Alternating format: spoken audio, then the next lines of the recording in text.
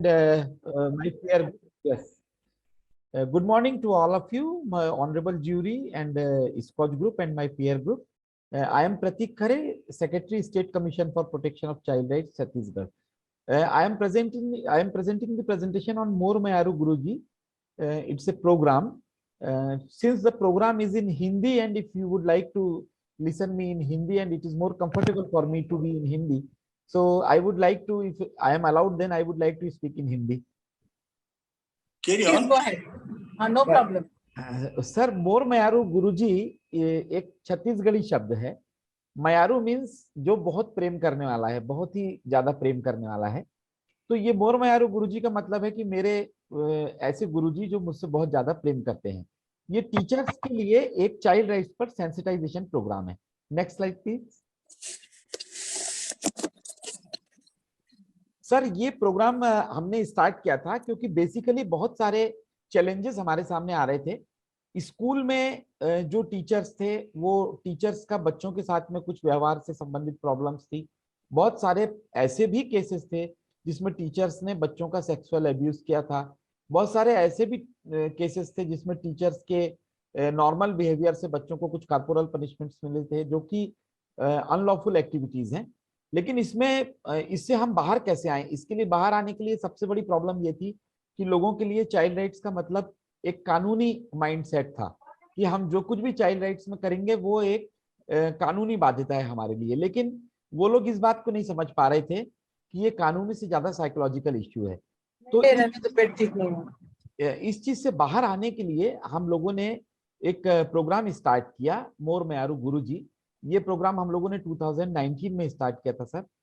और मैम, इसमें प्रोग्राम में ये प्रोग्राम एक यूनिक इनिशिएटिव था जिसमें हमने इसके लिए टाइमिंग कितना होना चाहिए उसके लिए हमने बहुत शॉर्ट टाइमिंग का 3 आवर्स का एक सेंसिटाइजेशन वर्कशॉप डिजाइन किया। और उसके बाद फिर उन लोगों का छोटा सा फॉलोअप किया। एक ये मेस्मराइजिंग इंटरेक्टिव वर्कशॉप होती है जो कि चाइल्ड राइट्स का के वास्तविक मायने क्या है और एक टीचर का उस चाइल्ड राइट्स को प्रोटेक्ट करने में रोल क्या है। एक्चुअली जो टीचर एक गार्जियन है उसका, वो उस तरह की भूमिका में उस टीचर को लाना, ये इस प्रोग्राम का मेन उद्देश्य था। Next slide please. ये मेरे ख्याल से पहला ऐसा प्रोग्राम है जो किसी स्टेट कमीशन के द्वारा या किसी लीगल या कोई कॉन्स्टिट्यूशनल बॉडी के द्वारा ये प्रोग्राम जो है ये टीचर्स के सेंसिटाइजेशन के लिए स्पेशली चलाया गया है। इसका जो सबसे बड़ा जो यूनिकनेस है वो ये है सर मैम कि इसमें जो साइकोलॉजी टीचर्स का जो माइंडसेट है, जो पैराडाइम होता है दिमाग का कि चाइल्ड राइट्स का प्रोटेक्शन एक कानूनी मुद्दा है, उसको हमने साइकोलॉजिकल अप्रोच पर शिफ्ट किया है कि जब आप बच्चे से बात करते हैं, जब आप बच्चे से व्यवहार करते हैं, तो वो व्यवहार क्या होता है, ये आपका इससे चाइल्ड राइट्स का प्रोटेक्शन होता है। फॉर एग्जाम्पल, हम टीचर से एक सिंपल क्वेश्चन से इस प्रोग्राम की शुरुआत करते हैं कि आपका सब्जेक्ट क्या है। तो आमतौर पर आंसर मिलते हैं कि physics, chemistry, mathematics, commerce, humanities ये हमारा सब्जेक्ट है। लेकिन हमारा उसके बाद में क्वेश्चन ये होता है कि अगर आपका सब्जेक्ट ये है तो फिर बच्चे किसका सब्जेक्ट है। तो हर टीचर का सब्जेक्ट बच्चा है, ना कि उसका मैथमेटिक्स, साइंस या कोई और सोशल साइंस।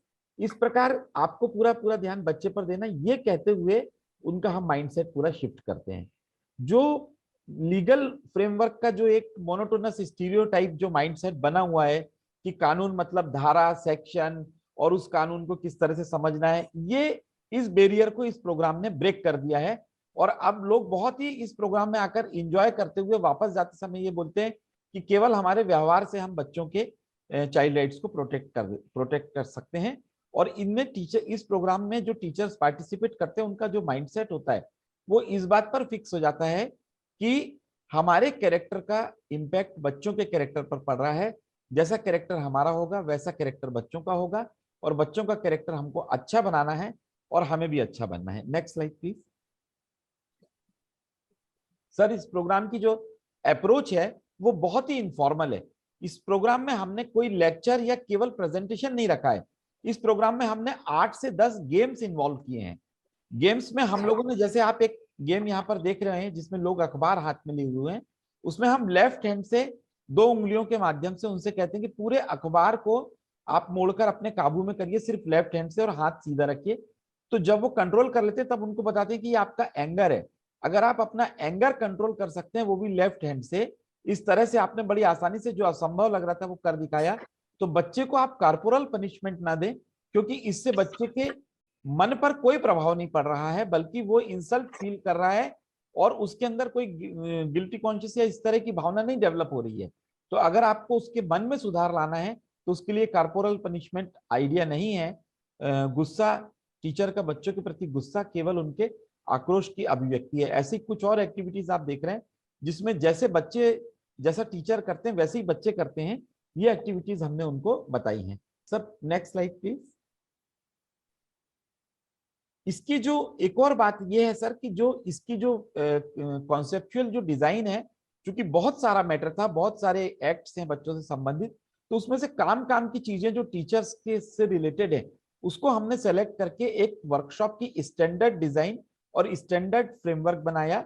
उसके लिए जो टूल्स और प्रॉप्स हमको चाहिए थे वो इकट्ठे किए, और ये हम सारी जगह एक जैसा करते हैं। ये जो फोटोग्राफ आप देख रहे हैं ये रायपुर से बाहर का है, ये महासमुंद का फोटोग्राफ है जिसमें हमारी ऑनरेबल चेयरमैन और हमारी मेंबर मिसेस पुष्पा पाटले और मेंबर मिस्टर अगस्टिन बर्नार्ड, जो इस समय मेरे साथ यहाँ इस प्रेजेंटेशन के दौरान भी उपस्थित हैं, वो इस वर्कशॉप में है। और इसमें महासमुंद के हमारे एक डिस्ट्रिक्ट के टीचर्स को हम अप्रोच करें, लेकिन हमारा प्रेजेंटेशन और अप्रोच पूरा स्टैंडर्ड है। इसको इसलिए स्टैंडर्ड बनाया ताकि उसमें जरा सा भी डिविएशन या किसी तरह की बात ये ना आ सके कि भविष्य में ये लेक्चर फिलॉसफी में बदल जाए। दूसरी बात ये थी कि यदि किसी स्कूल को, निजी स्कूल को या गवर्नमेंट स्कूल को अगर हम कहें कि आप हमारा मोरमयारू गुरुजी प्रोग्राम स्पॉन्सर करिए, तो वो अपने फाइनेंशियल क्राइसिस या उसका हवाला देकर वो लोग बचते हैं या आना नहीं चाहते, या हो सकता है वास्तव में फाइनेंशियल क्राइसिस हो। तो इसलिए कमीशन ने, जो कमीशन को साल भर में गवर्नमेंट से जो बजट मिलता है उस बजट से 100% इस प्रोग्राम की स्पॉन्सरशिप रखी है।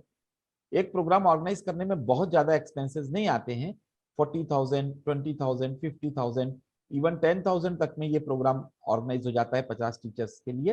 तो वो हमने बिल्कुल फ्री ऑफ कॉस्ट रखा है, और किसी को भी हम इसमें कोई भी, इवन दूसरी गवर्नमेंट एजेंसी भी अगर इसको स्पॉन्सर करना चाहती तो हम कहते कि नहीं, ये आयोग आपको स्पॉन्सर करके देगा, आप बस पार्टिसिपेंट्स लेकर आइए और लौटते समय ये भावना लेकर अपने मन में जाइए कि बच्चे जो हैं वो देश का भविष्य है और आपको उनको संवारना है। Next slide please. सर सबसे बड़ा चैलेंज तो इसमें सबसे पहले ये था कि जब हमने इसके लिए टीचर्स को कॉल किया या टीचर्स के ट्रेनिंग इंस्टीट्यूट से कांटेक्ट किया, तो देवर इन फियर और देयर वाज सम रेजिस्टेंस की this is commissions call. Commission का मतलब है कि एक समन जारी हुआ है, एक पेशी है, उस पेशी में हमको जाना है। तो उनके दिमाग में अरे कमीशन ने हमको बुलाया, इसका मतलब कि हमारी कुछ खिंचाई करने के लिए बुलाया होगा, या they want to strict something और समथिंग लाइक दैट। तो इसलिए ये जो है वो उन्होंने उसको वो माइंडसेट एक जो था वो चला गया। सर प्लीज वो वाली स्लाइड को ले आएंगे, मैं जल्दी क्लोज कर रहा हूँ। दूसरा सर इसमें जो था वो गवर्नमेंट टीचर्स ट्रेनिंग इंस्टीट्यूट में एक हेजिटेशन था कि हम इस प्रोग्राम को कर रहे हैं तो ये कहीं हमारे सिलेबस से बाहर की कोई चीज तो नहीं हो रही। लेकिन जब स्ट्रक्चर को उन्होंने देखा, 2-4 बार अटेंड किया, तो वो लोग इस पर अच्छी तरह से राजी हो गए कि नहीं, ये प्रोग्राम तो बहुत जरूरी है और होना भी चाहिए। दूसरा जो मिसकॉन्सेप्शंस थे, जैसे मैंने आपको बताया कि ऑर्गेनाइज करने में फाइनेंशियल बर्डन आएगा, ये शुरुआती दौर पे था जिससे हम बाहर निकल कर आ गए। और जो शुरू में टीचर्स का पैराडाइम शिफ्ट करने में हमें प्रॉब्लम होती है, और अभी भी जो नए टीचर्स आते हैं उनमें भी होती है, लेकिन अब ये धीरे धीरे चूंकि प्रोग्राम फेमस हो रहा है, पॉपुलर हो रहा है, तो ये प्रॉब्लम दूर होने लगी है। क्योंकि टीचर्स का पहले ये था कि भाई हम बच्चे के साथ स्ट्रिक्ट क्यों नहीं हो सकते, बच्चे को पनिशमेंट क्यों नहीं दे सकते। तो ये सारे उनके जो माइंडसेट्स पुराने चले आ रहे थे उसको इसने ब्रेक किया है। Next sir, next slide please. Sir इसका जो स्टैंडर्ड कस्टमाइज्ड वर्कशॉप है ये कहीं भी इजीली अडॉप्ट किया जा सकता है, कहीं भी मास्टर ट्रेनर्स प्रिपेयर किए जा सकते हैं।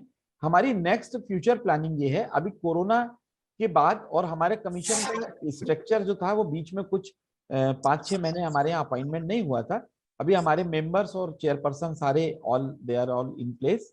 तो हमारी प्लानिंग ये है कि नेक्स्ट फ्यू मंथ्स में हम छत्तीसगढ़ के 200 जो गवर्नमेंट के रेगुलर ट्रेनिंग इंस्टीट्यूट्स हैं, लाइक डाइट एंड बीआरसीज और डिस्ट्रिक्ट रिसोर्स सेंटर और पीजीबीटी कॉलेजेस, SCERT, यहाँ पर हम मास्टर ट्रेनर्स प्रिपेयर करके ये प्रोग्राम उनको हैंडओवर करके हम रोल आउट करेंगे, ताकि ये प्रोग्राम जो है छत्तीसगढ़ के 50 लाख टीचर्स को कम से कम कवर कर सके। यूनिवर्सिटीज और कॉलेजेस हमको अप्रोच कर रहे हैं सर इसकी रेप्लिकेबिलिटी के लिए। ये बहुत अच्छा प्रोग्राम है, हम भी इसको अडॉप्ट करना चाहते हैं। जस्ट कल ही सर 25 तारीख को मैट्स यूनिवर्सिटी रायपुर और Bhilai institute of technology Raipur के 110 टीचर्स और फैकल्टी मेंबर्स ने चाइल्ड राइट्स के प्रोग्राम के लिए जानकारी ली, और हम लोगों ने उनको कल ही ये प्रोग्राम हमने जस्ट कंक्लूड किया। एक 2 यूनिवर्सिटी से ये स्टार्ट हो चुका है सर। Next slide please.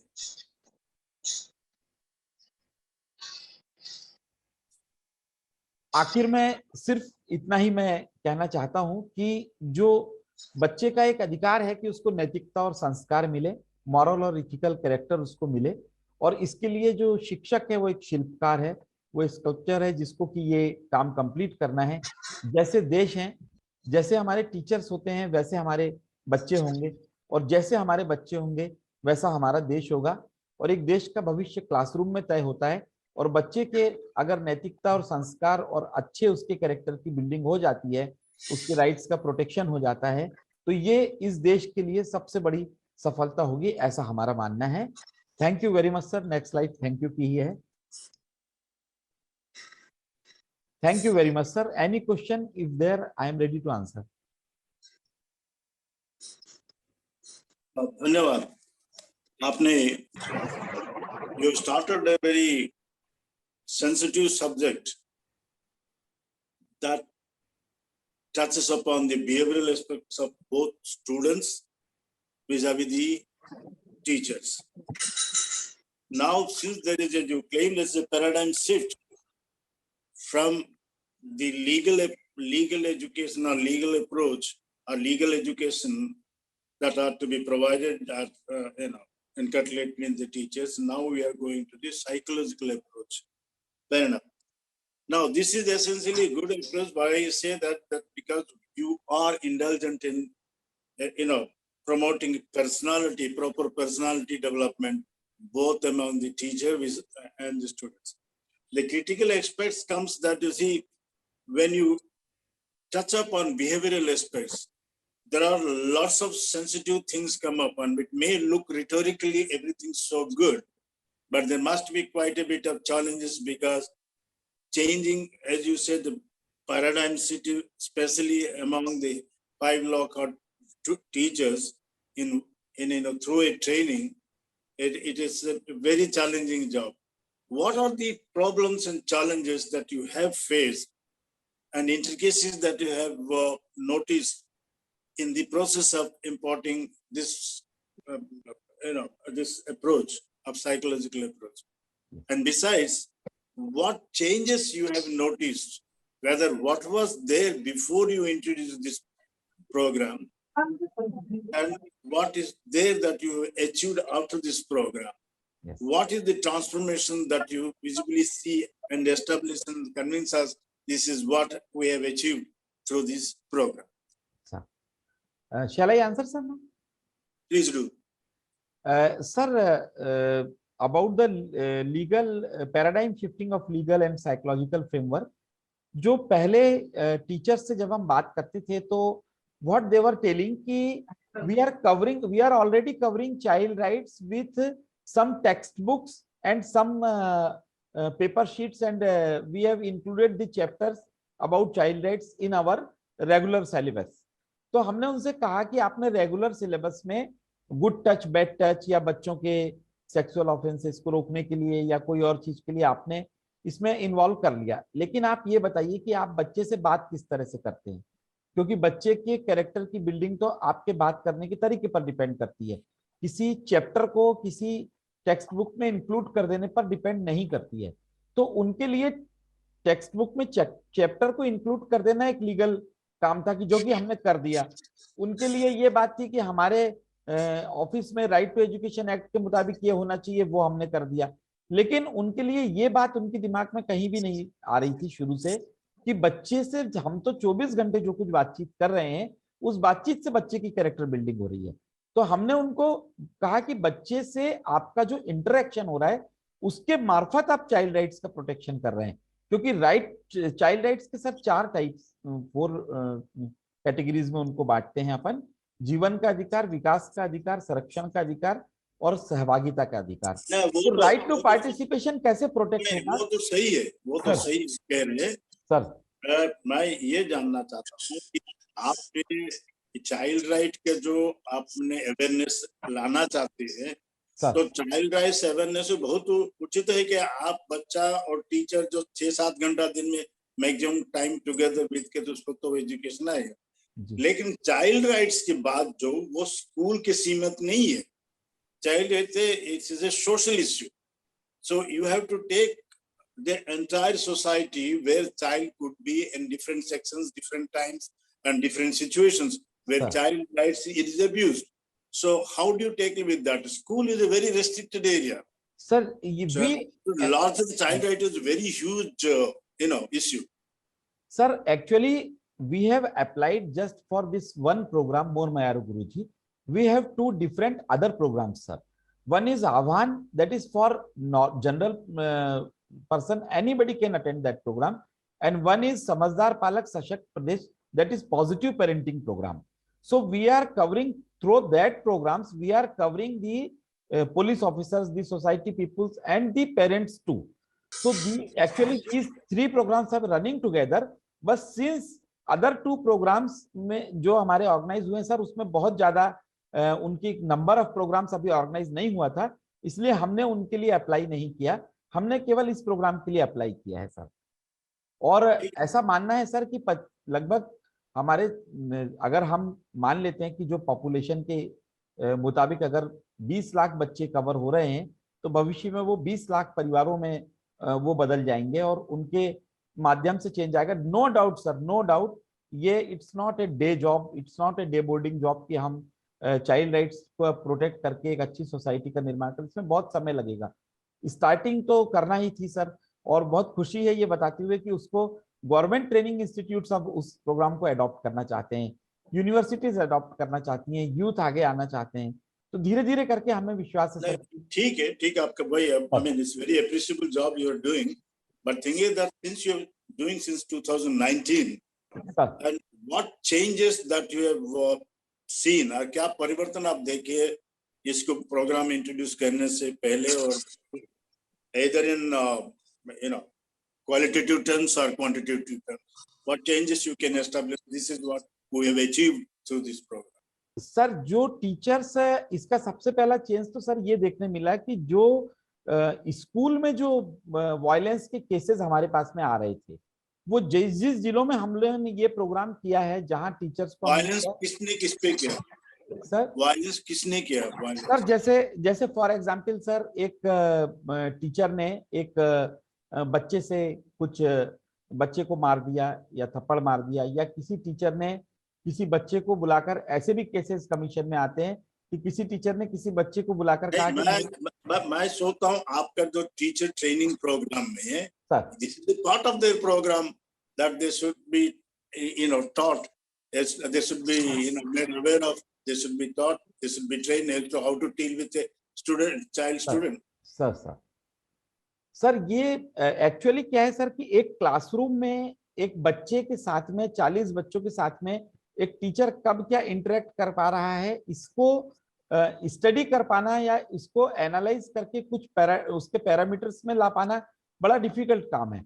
और हमारे प्रोग्राम्स में सर डिफरेंट इंस्टीट्यूट्स के डिफरेंट टीचर्स आते हैं, तो वी कैन नॉट से कि वहां पर उनका इशू क्या आया है, लेकिन जो बच्चों और टीचर की जो रिलेशनशिप, जो हमने जहां जिन एक स्कूल में पूरे स्कूल कवर किए, जहां पर ट्रेनिंग दी है, वहां पर हमने जाकर देखा तो वहां पर बहुत पॉजिटिव चेंजेस दिखाई दिए। और वहां के टीचर्स का और प्रिंसिपल का ये कहना था कि ये चीजें हमें बीएड और एमएड करते समय अगर ये चीजें बताई गई होती तो आज शायद स्थिति जो है वो दूसरी होती। तो commission should recommend that this should be included in their curriculum, in the training curriculum. Yes sir, that is the future plan now sir. Okay, thank you. Ma'am training तो आप लोगों ने अच्छा किया है, because this is kind of innovative idea. Normally child right के ऊपर children को ट्रेनिंग दिया जाता है, वर्कशॉप किया जाता है, they are told, but teachers को लेना, that's very good initiative. I must appreciate it. Thank you, कितने ma'am. ट्रेनिंग आपके हुए हैं so far? And have you done any impact study on the teachers? No ma'am, ये एक हमें अभी इम्पैक्ट स्टडी इसकी करना है। अभी तक लगभग मोर देन 1000 टीचर्स को हम लोग कवर कर चुके हैं और But ये 1000 is not a very large number. नहीं, यस या मैम, दैट आई अंडरस्टैंड। शुरू किया है आपने 2019 से शुरू किया है, 3 साल लगभग हो गया है। खैर कोरोना के टाइम पे थोड़ा बंद रहा होगा एक्सेप्ट, बट फिर भी दो साल तक तो चल रहा है और 1000 teacher is not a very large number. लेकिन आपकी जो मेथोडोलॉजी आपने अडॉप्ट किया है हमको लगता है अच्छा है, बट एक्चुअली फील्ड में उसका इम्पैक्ट कितना होता है इसका एक स्टडी करवा लीजिए। एक तो नंबर 1, नंबर 2 इज अगर आपका ये टीचर को ट्रेनिंग तो आपने कर दिया, but child right is more important to be taught to the parents also.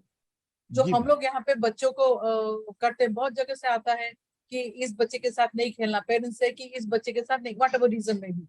सो ये सब जो चीजें हैं, parents should tell them in the family कि ऐसा नहीं करना है। So lot of responsibility with the parents also, because बच्चे पेरेंट्स के साथ ही, जैसे आपने कहा, टीचर से जो देखते हैं वही सीखते हैं, तो पेरेंट्स से जो देखते हैं वही सीखते हैं। So you must have a component of this similar one for your commission to be successful, to train the parents also. Society तो at a large is also a bigger issue, but वो कर पाना इतना आसान नहीं है, it will take time. But जब आप टीचर्स को करते हैं उस टाइम पे पेरेंट्स को भी ट्रेन करना मेरे हिसाब से एक जरूरी कंपोनेंट है। मैम बट ये अदरवाइज इट्स नाइस थिंग। हाँ, आपने कहा है आपने सोसाइटी और पेरेंट के लिए कर रहे हैं, but they should not be club together. मेरा कहना है पेरेंट्स की responsibility is different, not like the society. So उनके लिए फोकस अलग होना चाहिए। मैम उनके लिए जो है वो प्रेजेंटेशन भी एंटायरली डिफरेंट ऑर्गेनाइज किया गया है। उनके लिए जो एक्टिविटीज हैं वो गेम्स और एक्टिविटीज भी बिल्कुल दूसरी हम लोगों ने तैयार की है। ये मैम उसका जो एक दूसरा जो समझदार पालक सशक्त प्रदेश हमारा प्रोग्राम है, ये उसका ब्रोशर है। ये हमारी वेबसाइट पे भी अवेलेबल है। उसके लिए मैम, उसके लिए हमने उसके लिए कंपलसरी ये है कि वो कपल्स हमारे पास आए जिनके बच्चे 18 साल से कम उम्र के हैं, और हस्बैंड वाइफ दोनों का आना जरूरी है। और अगर ऑफिस टाइम में आप नहीं आ सकते तो हम ऑफिस टाइम के बाद शाम को 6 बजे भी ये प्रोग्राम ऑर्गेनाइज करते हैं, ताकि हम दोनों को ट्रेन कर सकें इस चीज के लिए। लेकिन मैम इस बात पर मैं बिल्कुल सहमत हूं, और हमारी नेक्स्ट प्लानिंग एग्जैक्टली यही है। हुआ ये था कि कोरोना पीरियड के कारण हमारा प्रोग्राम कुछ दिन ये बंद रहा, और I think now we understand your efforts are very good in the right direction, but it should be more inclusive. जो आप कर रहे हैं उसका impact study करना जरूरी है, ताकि पता चलेगा। Then you can think of, you can also think about, you can justify the expenditure and then spending more on this. Thank you. just few seconds ma'am. हमने इसके लिए जो बीच में हमारे कमीशन, चूंकि एग्जिस्टेंस में चेयरपर्सन और उनका अपॉइंटमेंट नहीं था, इसलिए ये प्रोग्राम में एक्चुअली जो इसका इम्प्लीमेंटेशन हुआ वो 2019 से स्टार्ट हुआ, लेकिन ये कुछ माहों में हो पाया।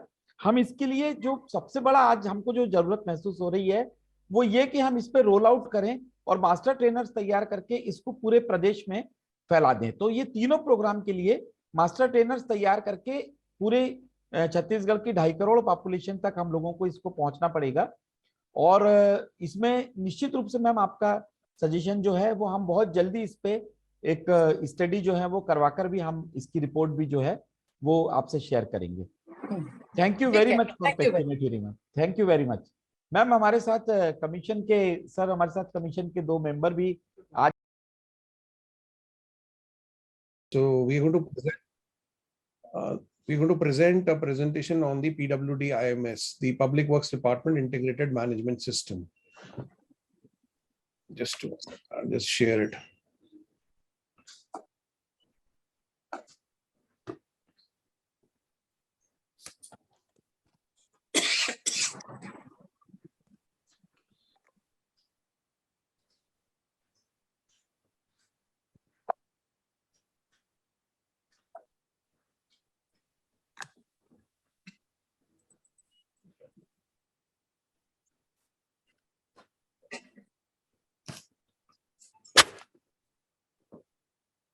Is my screen visible now?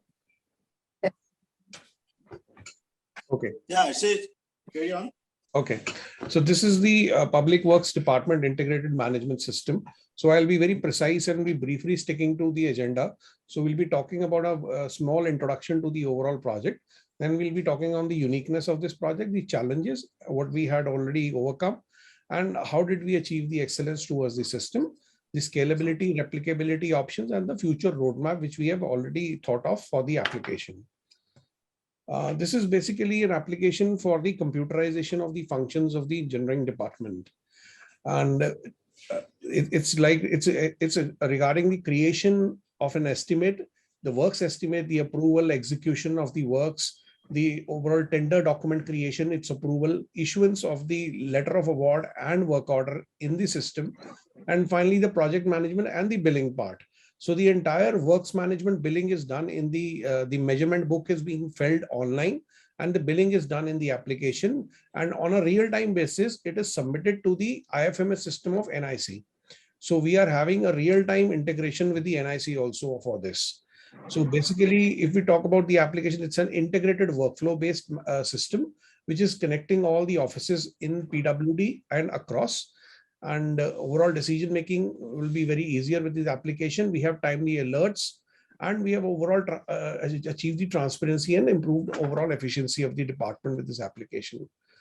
So specific uniqueness to the application is that all the physical bills have been transformed for online preparation through filling of the measurement book and submission to the state IFMS on a real-time basis for the release of the payments. The second thing which is most unique about the application is we have a centralized console for common schedule of rates. The CSR, which PWD across the country, anywhere, they follow a CSR manual on which the rate of the items and everything is mentioned. That is being done online, and we are updating it constantly for making it available to across all the field offices of PWD. Then there is a provision for creation of non-CSR items also, so that any item which is not available in the CSR, that can also be created as a library for future use of the field offices.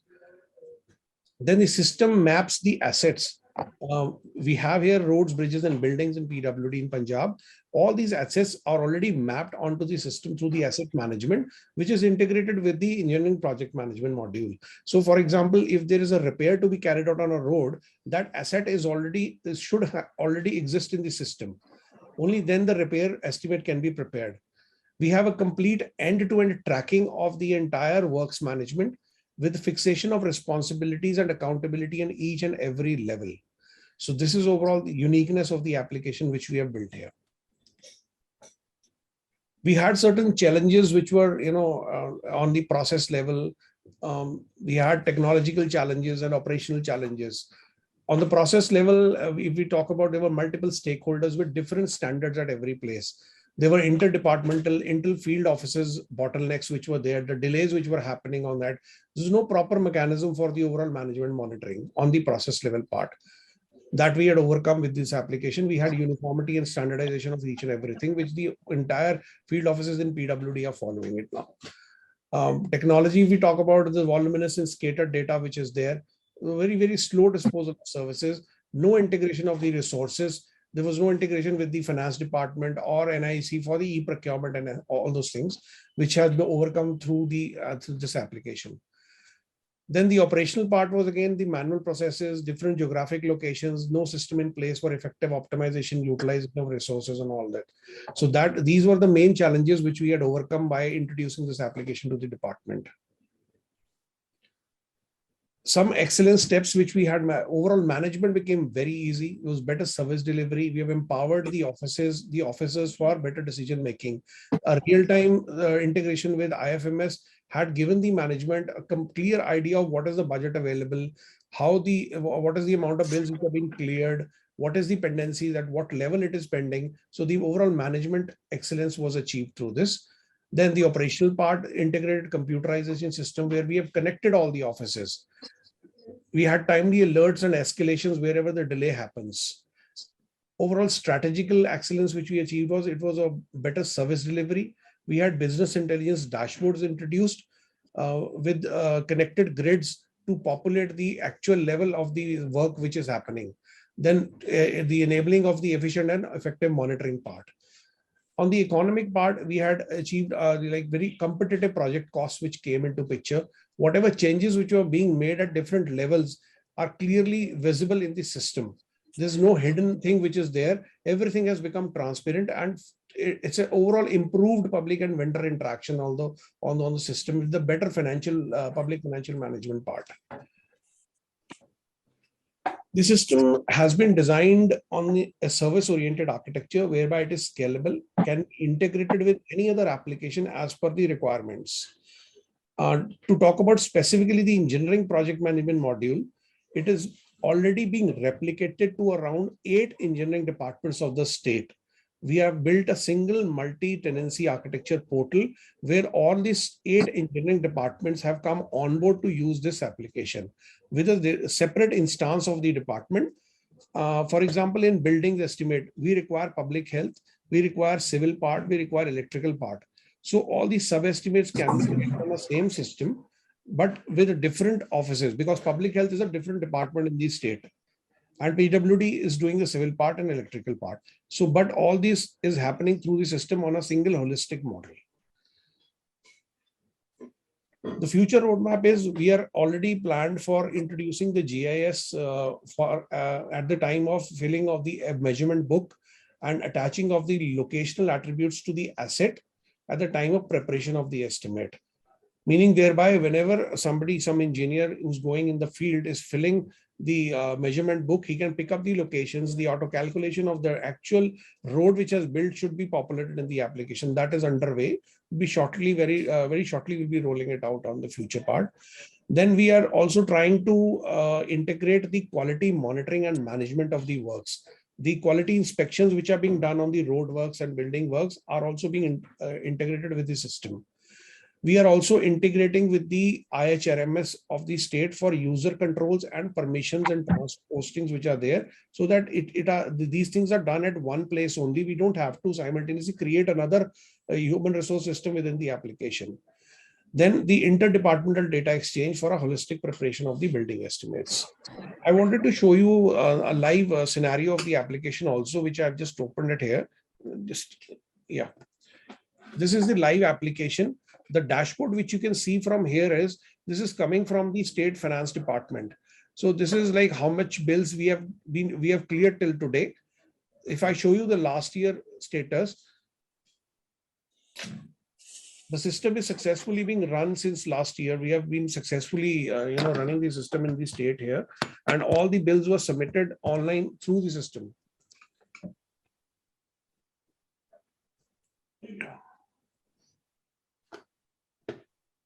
This was last year's closure. All the bills, we had around 2,400, more than 2,400 bills submitted through the system with different zones under what budget head, how much amount was cleared, what is, how it was submitted, where it was pending with the treasury or with the DDO. And the current scenario here now is till today, we have a, just a moment. Yeah. This is the actual scenario as of now. It's a live system which is being shown here.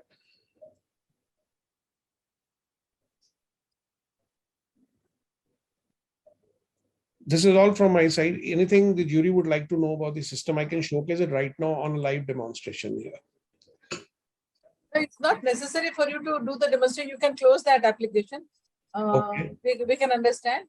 So Pandaji, you start. All right. Okay. Thank you. This is a very interesting part because PWD is a die-hard tradition it has in its operational aspects. But bringing about change in this in a scenario, especially through an integrated approach that ensures, as you claim, transparency, accountability, and interrelated aspects of financial gain, etc. Now, this change is good that has come, but you have also mentioned of some hurdles as to how it is come. Now, ultimately, the question comes that was there any resistance on this? Because it is, as I said, it's a die-hard department, PWD. You have to face lots of challenges. So now, having brought about change, or you are in the process of bringing about change, what is the, quantitative outcome, both financially and in terms of, CPAs, and also in terms of reducing time cost, etc. Can you reflect on that? Yeah, certainly. There were a lot of hindrances from the field offices. In fact, a lot of resistance in operating the system initially. So the field offices never wanted to, start the system with. Initially, we had, if I talk about, we started to, conceptualize the system in 2016. It took us 4 years to actually make the system fly in the department. So if I rightly say, recall, it is 2020 when we started using the system for preparation of estimates. So, but there were again certain resistance, like the system is very difficult, it takes a lot of time. So we had, changes made in the system to make it more efficient and more user friendly. And it took us another year. So by the year 2021, we were all ready, and we thought we'll, start the system for billing part first. So what happened, in the billing part, it took at least, about 15-20 days or a month to get the bill clear, because the bill the person sitting in Sangrur or in some other district used to come to the state treasury in Punjab, in Chandigarh, used to submit the bill, then it will get cleared, all that stuff. The costs which were involved in making the person travel, used to come, sit with the officers and, spend time, that all got removed from this. And we had a bill clearance of minimum 2 days. The bill was submitted within 2 days. The entire bill was cleared by the treasury, and the accountability was fixed on the officer who's delaying the bill, and he was answerable. So this all happened in 2021 and 22. At the end of the closure of the year, we had no pendency in the state, and we got, like letters from the contractors that please extend this to the building estimate also. We started with the roads estimate initially. So that was something which came out to be positive after all the resistance which were there in the last 2 years. So we had a lot of restrictions were there, a lot of resistance was there. Like there were agitations also in the government that just stop the system, we are not going to use the system. CSR was a big hurdle here. CSR was a big hurdle here. Online kaise hoga? It's not possible. But now today we are confident, we are using it. We have scaled it up to 8 engineering departments. And I'm proud to say that, all these 8 engineering departments, out of 4 of them have already started using it. And they are having the estimates prepared by the system also. Excellent. You have been, notwithstanding the hurdles and challenges and resistance that you had, you're still successful in getting into it. But any other state in the country is doing the same? I don't think so, because this is a completely a holistic system. We had representations from Andhra Pradesh also. They wanted to look into the system. They already have a PFMS there. But I know Andhra Pradesh has one, so that's what I was asking. But the works management, integrated with the state treasury and the tender management and all the MB part is not there. There are systems in the country which are silos, like online MB is available. Online project management is available, but not a holistic system, which is not. Actually, you are right. Because tender is there, is for the Government of India portal. Yes. Similarly, work management is there, PFMS is there. All these are there in silo. You are right. Is it a single sign-on system? Pardon? Is it a single sign-on system? Because you have integrated so many things. No, for this, no, we have yet not done the single sign-on here. We are already working with the state data center here to use the single sign-on layer. So this is currently hosted with. Because you said for HR, you are going to have a HR management system also for this, because that will help you in the single sign-on process. When the employee gets transferred from one place to other. So integrating that will really help you. That is one. We have already accomplished the IHRMS here. We have integrated with the IHRMS database. So all it will be easy for you to do the single sign-on. Yes. Okay. So my next question is, you showed us a nice dashboard about your bill, payment, everything. But you didn't show me about, or maybe it is there, we didn't see it. That, as you rightly said, your bill payment is 2 days. The SLA is 2 days. Right? Yeah. The clearance has been done. And everybody has to follow it. So is there any escalation matrix that somebody doesn't do? Then how does the superior know about it? That kind of that option was, I didn't see it on the dashboard, but You don't need to show it. Just tell us whether it is there and how it works. So what we have done when I talked about the business intelligence dashboard, there we have a graphical representation of the number of works which are pending. So the officer, if he clicks on the number of works which are pending, it will show you the lowest level till the level when it was created and what level it is pending since how many days. I'm not asking that. That is okay. I am saying, suppose you are the supervising officer and you have got 4 people working under you, and there are bills pending with some of them. And when you come to office, you would like to know what is pending with whom. That is one. And if you are the work officer who is actually clearing the bill, when you come to office, you should know which are the bills pending with you, so that you go there and do the job.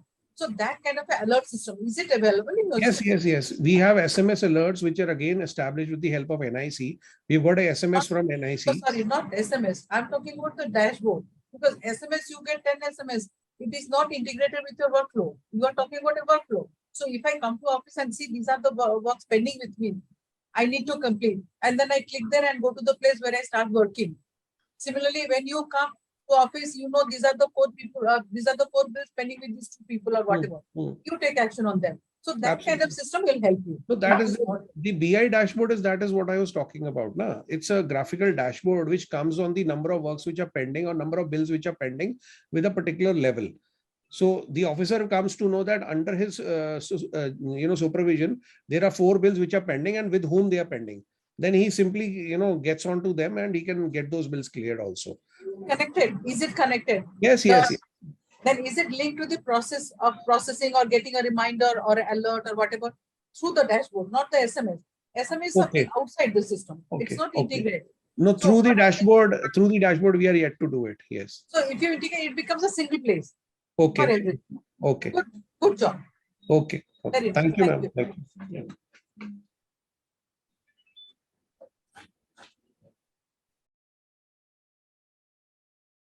Anurag Kundu. I work as the chairperson DCPCI. It's a principal secretary rank position that I've been holding for about 2 years now. Slightly apologies for the slightly odd sound from me. I'm unwell and I'm in quarantine, so speaking from the quarantine. So a few things. I think Transport Department presented the faceless policy, but I'm going to put a face to the stories that we are going to tell. And I want to start from a very simple. In one of the schools, we found that a 16-year-old girl who was studying in class 9 at that point in time was absent for 7 days in a row. So we got curious as to why is that particular girl student absent for 7 days in a row. And what we found when we contacted the family was that she is going to get married subsequent month. And the parents had decided कि अब अगले महीने शादी है, जब अगले महीने शादी है तो स्कूल जाके क्या करेगी, तो उसको घर बैठा दिया. So consequently the child was not attending the school. So of course the DCPCR team with the local district administration team intervened, not only averted the upcoming child marriage, but also counseled, cajoled, made the parents understand why it's important to get the girl complete her education. Not only since then, the girl is studying. She is now in a 10th grade and hopefully will be clearing her 10th grade this year. And the parents have also committed that they will not even think of marrying her until at least she completes class 12th examination. So in short, by virtue of tracking the girl's attendance or absenteeism from school, we have delayed her wedding by 3 years. And by delaying her wedding 3 years practically also means delaying her pregnancy by 3 years, which also means 3 years of additional schooling and hence greater economic independence and greater agency and empowerment with this girl who will continue to grow up. Similarly, in another instance, we found that a 14-year-old boy was absent from class 8 for almost 10 days in a row. So we got worried and we started probing as to what could be the reason for this boy's absence for 10 days in a row. And what we found was that during the pandemic, the COVID-19 pandemic, the boy had lost both the parents. And since the boy had lost both the parents, the boy is not attending a school because there are more pressing concerns and needs the boy now has rather than just attending school. So once again, we coordinated and intervened with the help of district administration, and not only got the boy enrolled for different schemes, but also in this instance, the BUA was ready to help for the boy. But the BUA also belonged to a poor family. So we got different welfare schemes enrollment done so that this boy continues to be with his relative. And the relatives also have certain degree of financial assistance. The boy was also very traumatized by virtue of the parental death at such a young age. So of course, there was a series of counseling sessions. I wouldn't say the boy is doing well right now, but the boy has made substantial progress in terms of his expression, in terms of his ability to open up to friends, etc. The point that I'm trying to make here is, while these appear to be two stories, the absenteeism across the country, actually, not just in Delhi government, but since I belong to Delhi government, I'm going to refer to Delhi government only, is huge. In our schools, roughly 6 lakh children are absent on any given day. When 6 lakh children are absent on any given day, and roughly about 2 lakh children absent very, very frequently or a certain degree of regularity. So what we found was that children who are regularly absent or very frequently absent typically are in an adverse situation that a family is not able to overcome, like the two we just discussed, child marriage and parental death. And we found that there are certain adversities that children suffer from. It could be child marriage, labor, bullying at school, violence of various forms, abuse, for example, severe sickness or disability or injuries as well, parental death, and even parental incarceration. We also learned through this exercise that there are 13,000 children in Delhi whose at least one parent is in jail. And we literally plotted on a graph that child was attending school, and one day the parent died and child stopped attending school. Similarly, the child was attending school regularly, and one day the parent was incarcerated and child stopped attending school, etc., etc. So what we found was that the child's absenteeism from school, frequent or regular, is the earliest warning to the system to say that the child has entered into an adverse situation that the family is not able to overcome. So instead of waiting for the problem to take shape of a crisis, it is important that we intervene at the first stage itself, which is the child absence. Now, the greatest advantage that we have is we have students' attendance data in Delhi government schools in real time, because every teacher marks the attendance on an app. And the moment they say Rohit absent, Sunita present, etc., I have access, I as in the DCPs have access to real time, and we start finding patterns, the children who are frequently or regularly absent, and start intervening. So what does the intervention look like then? The broadly,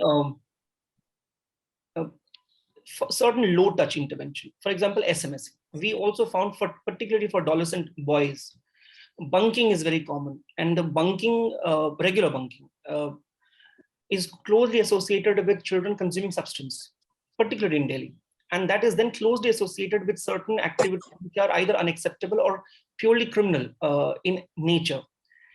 So the daily SMS of absence to the parents started curbing the bunking, which by default started curbing the substance abuse, which by default started curbing the activities which are unacceptable or purely criminal in nature.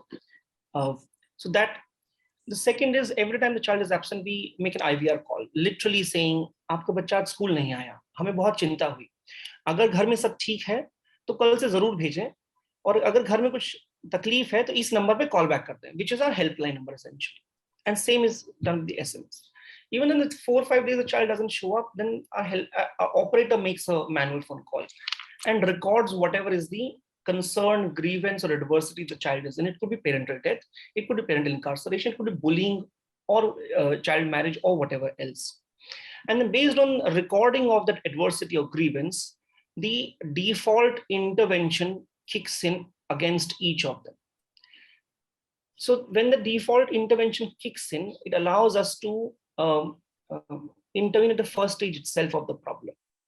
In cases where not able to reach out telephonically, through the help of the school management committees, which typically comprise of the parents of the very students who study in government schools, or the parents volunteer cadre that Delhi government has built in its school, we try and undertake home visits, again to find out what is wrong and then kick in the automatic intervention, so that the child's adversity can be curbed at the first stage itself.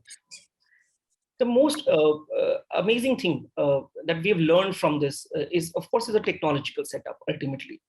But the technological setup allows us to meaningfully intervene at the first stage itself and not wait for the problem. Now, let's go back to the first two circumstances. Had the child been married, then that crisis is far harder to solve than just averting a child marriage, which is upcoming next month.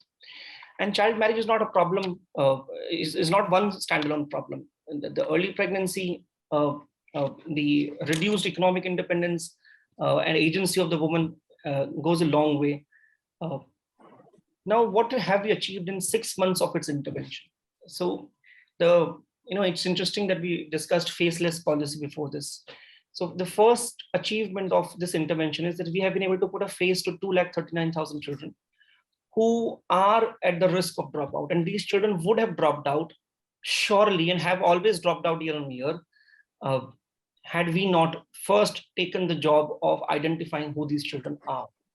The second thing that we have done is, by virtue of intervention and resolving of their adversity or grievance, we have been able to bring in just 6 months 12,570 children back to school. So the two stories that you heard at the beginning is 12,570 is though. So in such circumstances, we have been able to bring 12,500 children back to school after resolving either a substance abuse problem, bullying problem, parental death problem, parent incarceration problem, child marriage problem, etc., or any form of violence related problems. So we've been able to bring in just 6 months 12,570 children. We have been able to avert 20 child marriages in just 6 months. And again, each child marriage is a series of problems, not just one problem in itself. We have been able to even identify 5 children who were being trafficked. For example, in one particular circumstance, the child was absent for about 5-6 days. My team reached out and talked to the parent as to why your child is not coming to the school. And the parents literally frantically said, our child had gone to play, hasn't returned in 5-6 days. And nobody's helping us out. So we, of course, not only got the FIR registered on behalf of the parents, but also literally worked with the police in ensuring the child is found. And this particular child that I have in mind right now was found in Ghaziabad being trafficked. But the reason we could intervene timely, had we intervened, let's say 10 days later, perhaps the child wouldn't have been found. The reason we intervened timely was because we were tracking the attendance, and that attendance was reflective of an adversity. So we have managed to save just in 6 months, 5 children being trafficked. Sorry for interruption, sir. Can you please conclude the presentation in 2 minutes? I will conclude in 1 minute. Sure. What are the 3 or 4 things that are different about this project? Because tracking of students' attendance is not a unique thing in itself. What makes this intervention unique is a pivot from reactionary or reactive governance to a proactive governance, wherein we are saying first stage problem has to be not only identified but fixed. The second is the very tactful deployment of technology. Technology is around us all everywhere. Computerization, different MISs. But what often lacks is, e-governance में E बहुत important है, but governance फिर भी predominant है. So e-governance is E of governance. The third is multi-stakeholder convergence. For example, let's get back to the child marriage or the child being trafficked. We have managed to get together different stakeholders and agencies on board in order for the same cause. And lastly, it's a bottom-up approach, wherein we are literally approaching the families without them having to approach us and going through the filtering process of who knows a helpline number, who can reach out to us, etc. So we are reaching out to the problem at the first instance itself. My belief is that it is a replicable model, of course, in contextual circumstances.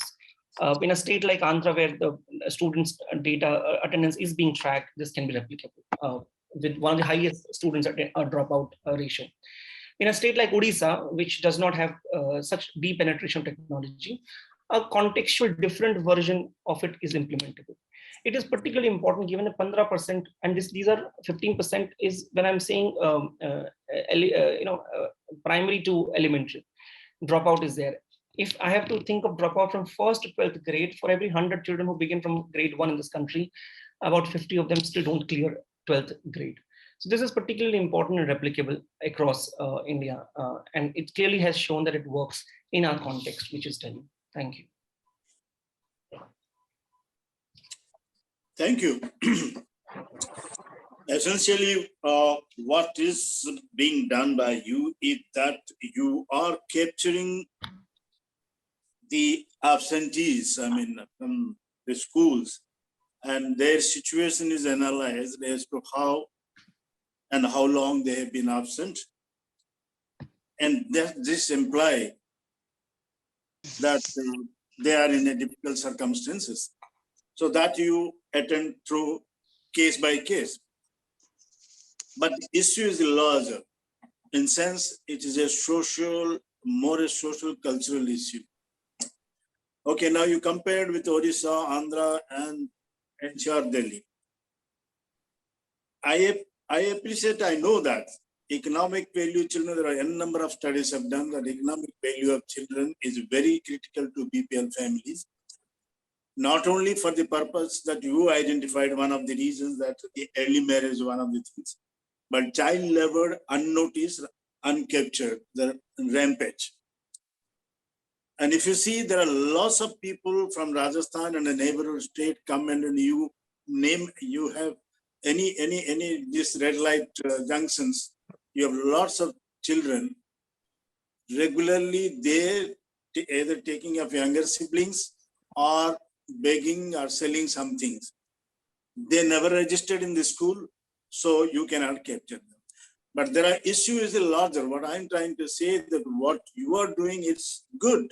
That's the one way of, targeting a child who is missing from the opportunities he or she deserves. So the issue is larger in the sense that is the socio-economic situation of a community, not only a state or area. A particular community will have its own socio-economic condition and cultural way of life. And there are people who are nomadic, those who are, acrobats, they will prefer their children to perform on the roads. So there is an issue pretty larger than what we have. What we captured is what we are attending to statistically is the numbers that we know of, that we could identify. But since the issue is a social and cultural and economic, and it's not very difficult to, quantify them. So there must be a way to attend to the issue in its own comprehensive and needed approach. And I'm appreciating, and your job is excellent. But since you refer to Odisha, Andhra Pradesh, etc., then it becomes like a pan-Indian socio-economic situation. So that's what I think. How do you approach this issue of, early warning? This is the early warning in sense for those who are absenting from the school, and that is a warning enough to attend to their cases. But there are cases that we will not capture through warning. So how do you approach it? 2 or 3 parts, sir.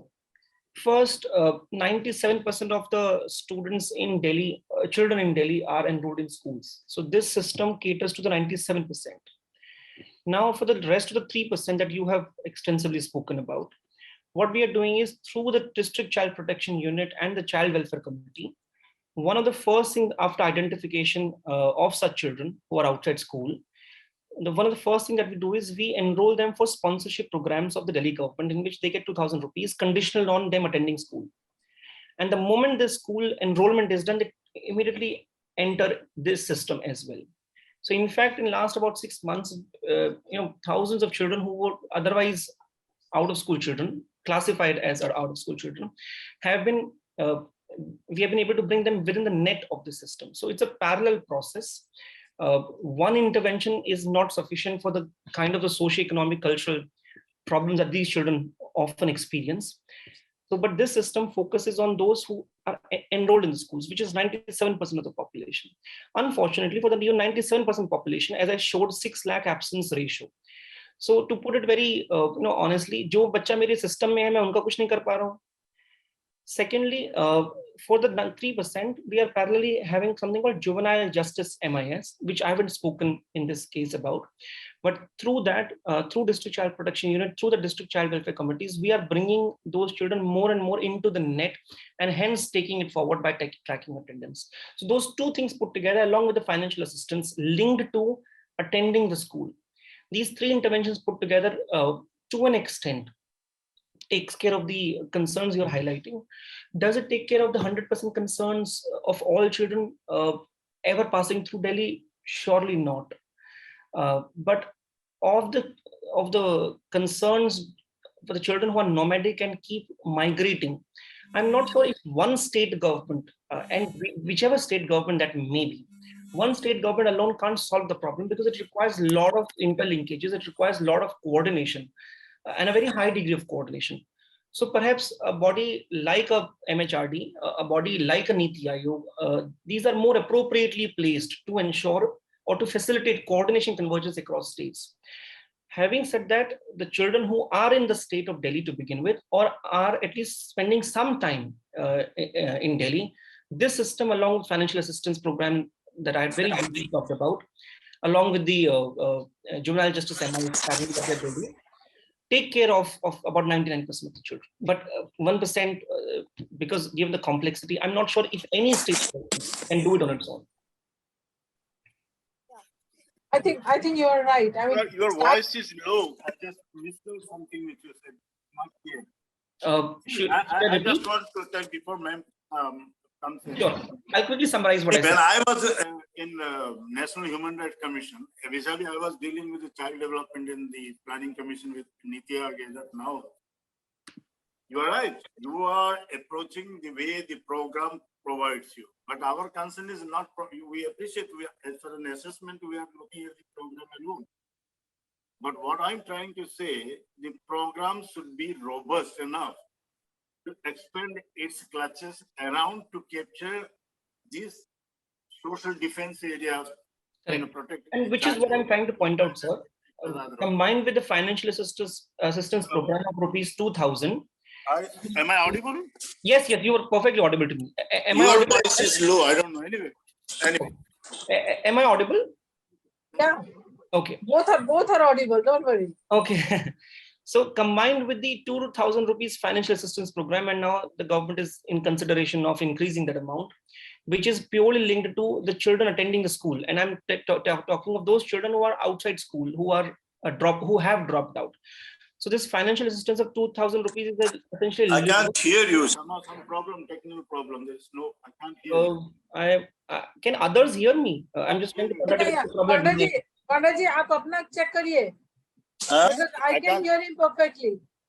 Sorry. आप अपना system थोड़ा check करिए. Because I can hear him perfectly. Let me try just one or two sentences and summarize in case Mr. Panda is able to hear me now. Sir, 2,000 rupees financial assistance program, which is essentially an incentive program to bring out of school children back to school with the help of district child protection unit. कि आपको 2,000 रुपए महीना मिलता रहेगा जब तक आपको बच्चा स्कूल आता रहेगा. And जैसे बच्चा स्कूल में enroll हुआ, the early warning system kicks in automatically. So these two things put together is helping out 99% of the children. But what about the one? अपना mic को on करिए, वो बंद है. Your mic is off. Mr. Pandey, you're on mute, so I have no idea what you're saying. Yeah. So for the last 1%, I'm not sure the population that is nomadic in nature and very quickly migrating. My submission is no state government alone can handle it, because it requires high degree of coordination and convergence, which only a regional body or a national body alone is capable of facilitating. So no, you're right. Yeah, can do actually, that. yeah. Let me. What you have done is quite,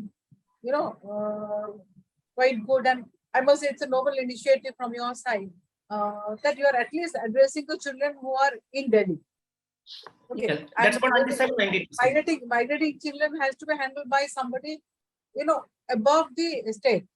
Correct. So, like you suggested, Niti Aayog or Women and Child Development or or Ministry of Education. Or some other central agency can only handle it because it is across the borders of a state. Or Samagra Shiksha Abhiyan is in position. It could be anything. But so let us assume that you have been able to do what you could do for the people, children residing in the state. Now, my question here is that you have been able to identify by looking into some cases. And you are saying you have got a digital system to come up with the warning. So that is all very good because then you can track. But this kind of tracking needs a huge effort. I'm not only talking about the financial part. Financial part, okay. If it's good, you can get it from CSR, you can get from government, you can get from any source. That is the least important situation in this case. Most important is how are you tracking your call center? They're tracking, monitoring, all that. But 6 lakh children who are absent. So even if say 30% of them are regular absence. 2 lakh are regular absentees. So that will be a large number, and having such kind of infrastructure to monitor them is a humongous task. That's a wonderful question, actually, and thank you for asking that. That's the most important question when it comes to scaling up. So let me try and answer. And madam, what we've realized is, in so many instances, people want to come to school only when they are prodded. So some low touch interventions alone can, for example, a recorded call in the form of, मैं आपके school के principal बोल रही हूँ, आपका बच्चा विद्यालय नहीं आया, मुझे बड़ी चिंता हो गई, कल भेज देना, और अगर कोई दिक्कत हो तो कॉल करके बताओ. It's a pre-recorded call, and we found so not much manpower needed. Yes, we found about 5-10% children start showing up because they think, oh, we matter in the school, or we are wanted in the school. So SMSs. So some things are low touch. वो करना जरूरी है, बिना करे बच्चा वापस नहीं आएगा, but वो करने में बहुत मेहनत नहीं है, is what I'm saying, in a system. So that's one. That's about 10-15% of the population straight away taken care of. The second is a call center. We have a call center for 25 people right now, which at some stage will be expanding. We have very strong monitoring systems of कि call logging कैसे हुआ, call की quality क्या है, call audits कैसे हो रहे हैं, कितना efficiency है, and we have different index of measuring them. In fact, Rishabh, who's also there on the call, looks into the efficiency questions of the call center. The other thing that we've done is we have thoroughly tried to leverage the volunteer network at the school level. For example, if a child, let's say Sunita, is absent for 10 days and we are not able to reach out to her, what we will do is we will see Sunita's address and say, कौन सा SMC का member Sunita के घर के पास रहता है, and realize, oh, Sarita के parents पास रहते हैं, तो Sarita के parents को call गया कि जरा देखना आपकी पिछली गली में सुनीता रहती है, क्यों नहीं आ रही सुनीता? And they're like, हाँ मैं बता दूंगी, मेरी गली बगल में रहती है. And there's a great degree of community engagement also in the process. And they're like, अरे उसका तो ये होने वाला है, उसका तो घर में death हो गई. Yes, sir, सही है. Yes, sir. These are very good. Like, it's a very comprehensive way of tackling. But I'm talking about numbers. When the numbers go up, how will you be able to handle? What is your scaling up process? Correct. Madam, the IVR and SMSs are proving to be more and more effective. So that's one. Two, Delhi में ना penetration of WhatsApp is very high. We found जिसके पास smartphone है 95% जो है WhatsApp इस्तेमाल करता है, smartphone 81% के पास है, तो 77-70 कोरोना के बाद तो everybody has it now. Has WhatsApp. तो we are in process of building WhatsApp chatbot also. तो जितना हम उसको हाई टच से लो टच की तरफ ले जा सकते हैं, ताकि हाई टच पे से वो जाए जहां बड़े लेवल की प्रॉब्लम्स हैं. Okay, so you are trying to tackle that way also. Okay, the whole idea of scaling up. Now that is the third point. You are doing absolutely fine, but still one more step. You need to institutionalize this. Correct. Right now, what you are trying to do is, okay, you are trying to have all kind of inclusive approach. That's fine, but that is being done because you are there. You are trying to push it. But what about the institutional framework? In fact, we have made good progress on that front. We have made very good. Yes. Sorry, please go ahead. Must have a standard SOP, the operational procedure, get it into some kind of a book or guidelines or whatever, and circulate it among all, including the schools, the teachers, the principals. They are the ones probably they will give the first alert. The class teacher will tell, okay, ये बच्चा 5 दिन से नहीं आ रही है or what. So One is a digital platform because the attendance are being monitored, Correct. but the other one is also the teacher concern. Correct. You've hit the bullseye, madam. The 2 points to that. One, institutionalization. What we did was we collaborated with the education department on this of the Delhi government, and in fact, because data unke teachers ki tabs se aata hai na, so without the education department's full onboarding and investment, this project cannot succeed. And the fact 54,000 teachers are marking attendance every day of every student is itself some progress towards sustainability, because now 54,000 people have owned up the system. So there's one element of that it should survive my absence. Today I'm here, tomorrow I may not be here, and day after tomorrow I will be But somewhere. that is the most important thing. Correct. It So should not be person driven, it should be system driven. correct. So we have school level dashboards also, where the school can see, oh, मेरे attendance mark करने से 2 child marriage रुकी, 4 बच्चे वापस आए, 6 बच्चों की तबीयत खराब थी, वो ठीक हो गया. And as schools start celebrating and start taking a pride in what they've achieved by simple click, we will have more and more Are you progress towards publishing these kind of success stories? success story. Yes. So we are sharing success And, stories. and naming or giving credit to the people who are responsible for bringing out that change. Last week we celebrated 16 or 17 principals who are marking 100% attendance. So we celebrated them, we thanked them. In fact, we wrote a letter to the director of education saying, these are 16 principals of your department who have done well, and we are deeply grateful to them. Please remember to give a shout out to them in any public platform you meet the next time. So we are doing everybody, not only the children, even the parents, the teachers, everybody needs kind of accolade, patting on the back. So not just principals. Principals are just an example that I mentioned, but every stakeholder is being appreciated in that sense. A lot of celebration, a lot of story about, hey, do you know that your child was absent? This is what happened, and now the child is back.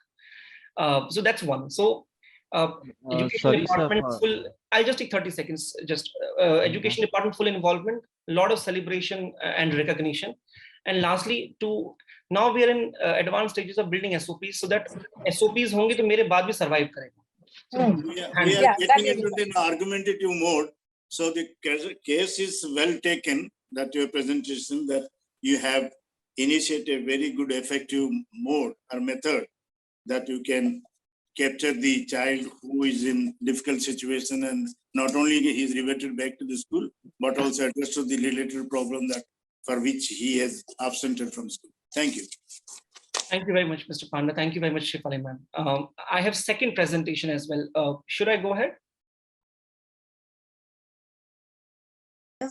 And the name of the policy is Faceless Initiative. The entire idea behind this policy was to, one, cut down red tapeism. Second was to do away with corruption of the tout system that exists in the vicinities of the RTOs. These were the two motives, so that we can ease the governance for the citizens, the ease of doing for the citizens it would be. So I would start with the journey. So it went into phase wise. As you can see, we started from 2015. We started with online services partially. Then we went and we made the LLDL, RC and permit applications online. Then in 2018, we started with 1076 doorstep delivery services, where we gave the transport related services, especially DL and RC, to the citizens. Then in February 2021, we started with the partial faceless, again a bit more extended. And then in August 2021, we switched completely to faceless. When I say faceless, I mean that the citizen, just telling you in a very simple words, a citizen need not to visit RTO to get his or her DL or RC services availed. So he can sit at home and he can just access any service with just a click on the laptop or mobile. So that was the entire idea. So successfully, So the perks, or I would say the highlights of this initiative, is that you apply online, entire application process is online. Then there is virtual RTO. Of course, why virtual RTO? Because the applicant can track that where my application is moving. So now it is with the document verification officer. Now it is with the MLO. So now it has come back. There is some deficiency in the application. So the applicant knows through and through what's going on with the application. Then the fee payment. So the entire, so we have integrated the SBI also and all the banks, and you can do it via UPI also. You can do the payment via cards also, NEFT as well. So we have integrated all the payment features, online payment features. Then now you would be wondering, then how do you verify the documents that are to be attached by availing any DL services? So the idea is there is the base to this, or the foundation of this entire initiative is the Aadhaar based authentication. So the Aadhaar based authentication is when you enter your Aadhaar details, all the details related to you are auto populated.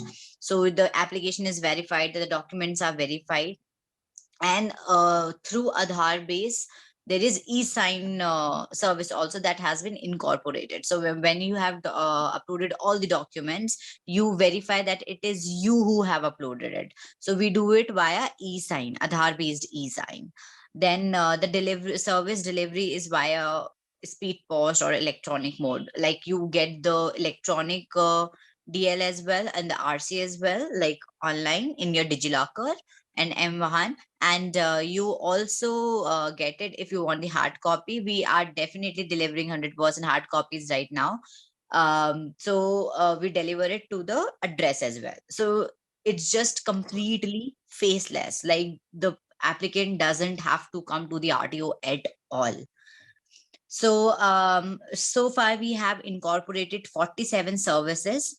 Majorly they are under the category of driving license, RC's registration certificate. Then there are permit services. So some digital services that I would like to talk about, like so whenever there is some for example, I have applied for the DL. So if I get the renewed DL, or if I get the DL, then the PDF of the link to download the document will also be sent to the contact number of a person via normal SMS and email ID as well. The email ID that the applicant has given while applying. Then the same application, then the same document, be it DL, be it RC, is available in the DigiLocker as well. Just give me a second. So yes, so I would like to speak about the experience so far. So in February 2021 till date, we have done approximately 15 lakh transaction. I would say more than that. It has now reached to 16 lakhs almost. Then there has been contactless delivery to citizen-centric services during pandemic. It has been a boost in COVID, and it has really helped people a lot. And so it is now more than 95% of the DL, RC and permit services are faceless. There are only two services which are not faceless right now. One is your permanent driving license test that you go and give, of course. And the second is that the vehicle fitness test, the commercial vehicle fitness test. So these are the two services we haven't made faceless, because apparently the hurdles in the process of you cannot give the driving license test without being there. And but yes, we have tried to come up with the modification in these two as well. Like how now we are developing, we already have one automated fitness center at Juljuli. We are trying to get it for the Burari as well. So the entire fitness of the vehicle will be done by the automated machines.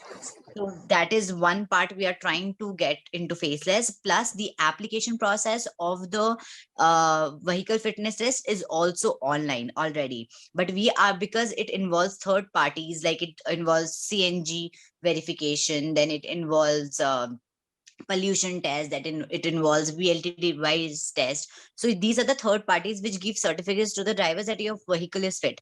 Now what we are trying to do is we are also trying to integrate all these certificates in the NIC portal, so that when a card number or a vehicle number is entered into the system, all the details, all the certificates are auto populated, so the problem of the fake documents will be eliminated totally. In driving license test, what we are trying to do is we are giving accreditation to the motor driving test training schools. So right now we are in talks with Maruti and Tata. So what we are doing is this is a MORTH guideline as well, central government guideline. If you get trained from the certified from the accredited government institutes, you get a form A, which means that if you are trained properly for a month by these accredited institutes, you need not to give permanent driving test. You will automatically be given the driving license. This is MORTH guidelines, July 2021. So we are trying to implement that, and if the majority of the population goes through that training process, we not only ensure that there is less people who are coming for the PDL test, permanent driving license test, but also we are ensuring road safety, because now we will have more drivers who are trained professionally on how to drive. So, and there will be definitely less accidents.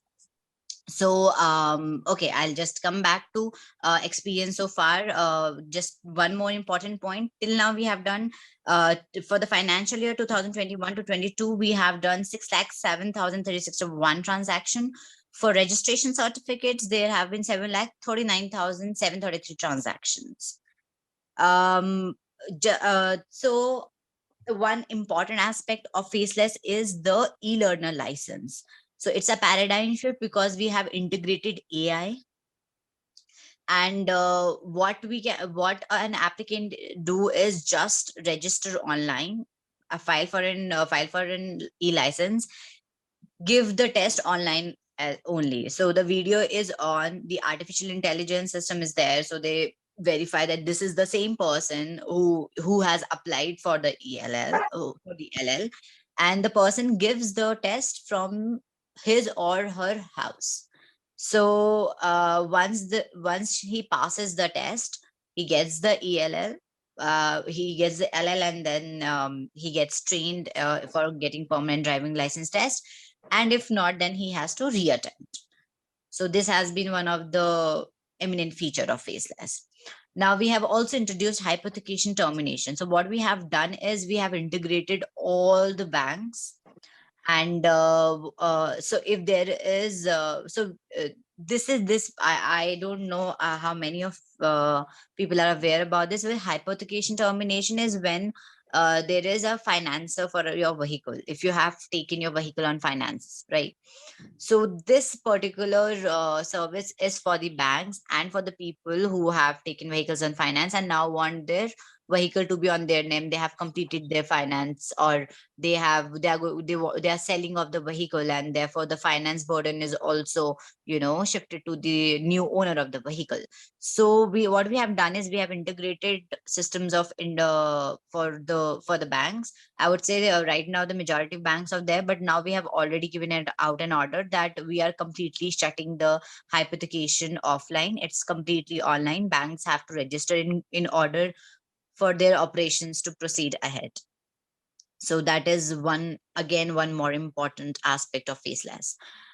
So I think I have already made you go through like how faceless is different, because it's entirely online digital payment, e-sign, e-authentication, and facial recognition for the ELL. Then I would say, how are we serving the citizens? We come to, because the entire idea of faceless, this beautiful initiative was started by our principal secretary, IS Ashish Kundra sir.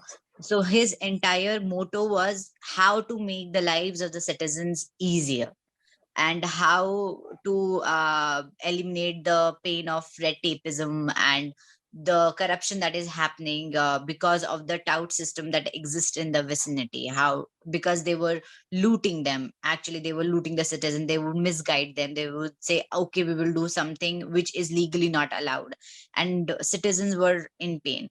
I am sure everyone here either would have dealt ever in DL or RC service, and I'm sure you might have gone through some of the process yourself. So this was the entire idea. So now we have kept a span of 7 working days. So if there is an application, the aim is to deliver the service within 7 days. And there is an internal system which keep on highlighting the delayed services, like which application is not catered to or not looked into. So but amazingly now like every day it goes to 0 or 5 or 10. These are the cases where there are document verification issues, whether fake documents. So only those cases get halted. So the escalation levels are defined. Then there is central control room established in the headquarters who continuously monitor as to which RTO is lagging behind in terms of processing of the applications.